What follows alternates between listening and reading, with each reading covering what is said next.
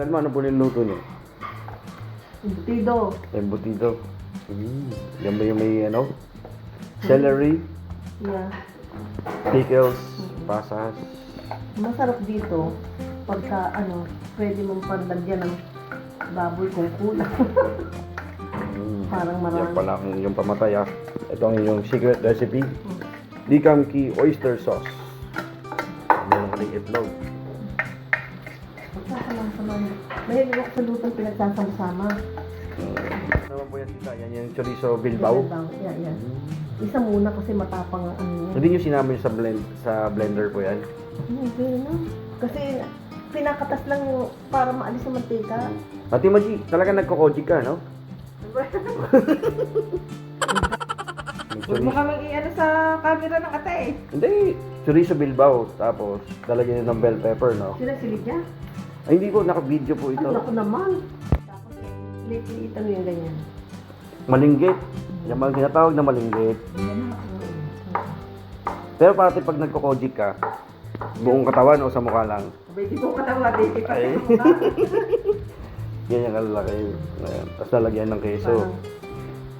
Embutido ala Tita Telma. Fresh from Balayan in United States. Yan yan all-purpose flour. Para saan mo yan, tita? Para binder. Pang-binder. Ngayon. Ito yung Okay. pickled relish. Ako na yung picture. Pickle. Mga Batanggin nyo mahilig sa pickled relish. Kahit mga kaldereta nyo, no? Ay, yun ang pampasarap eh. Ano ka? Ngayon, yung panghalo. Hahaluin natin yung Tantadin mo na yan. Para yan. Sabi nyo, abusin na natin. Oo, sige. Ulisan. Yan. Ngayon, Pati yung sabaw. Embutido. itlog. Ano yung itlog? Hindi ba yan sa pagtapos na yan, tita? Hindi, yan. Oh. Okay. Siguro 5 yan. Yan. Hello, yan. Embutido. Embutido po ang niluto nila mga kaibigan. Yan. Okay. Pag lugasan, ay yung Anong, dumi yan. anong pampalinamnam nyo dyan, tita? Nakalagay ba kayo ng magic sarap o kaya veggie? Okay. Ito. Hindi naman ako maglalagay ng marami. May MS to pero hindi kasi ano ng ano. Ito ang embutido MSG free.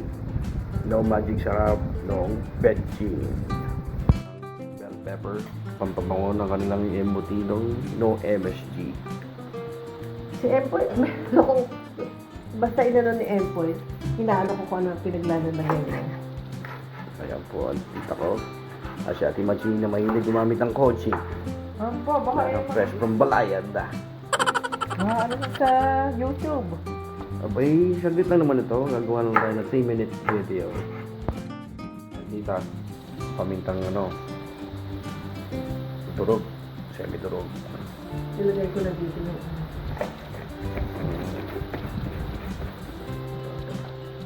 Ayan. Oyster sauce. Oyster sauce. Pampalinamnam. Pambalance ng taste. Brown sugar. Pero napakadali mag-react yung Splenda. Naku, konti lang. Yung iodized po ninyo. Hindi, Splenda. Hindi ko nakakuha nun. Meron siyang oyster sauce na hinalo. O sige, tapos hindi mo baka to. Meron pala kayong keso na inyong pinalamig muna. Dalang Eden cheese, pag hindi nirep, nadudurog. So meron tayong keso. Ate, pwede mo na tikman yan, Ate Maji. Kahit ilaw.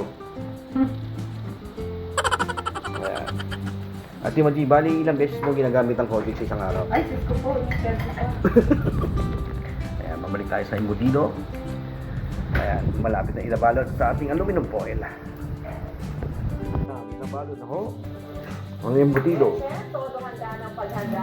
Ano, Ate Maji? Bali na kailang kawan kayo ng Kojic sa isang buwan. Marapa. Ayan nga pala si Chato. So, may mini vlog si Tita Telma eh. Ayan, gumagawa siya ng embutido. Mukhang jumbo yan, tita. Ayun, ang ganda nabili namin, oh. Mm.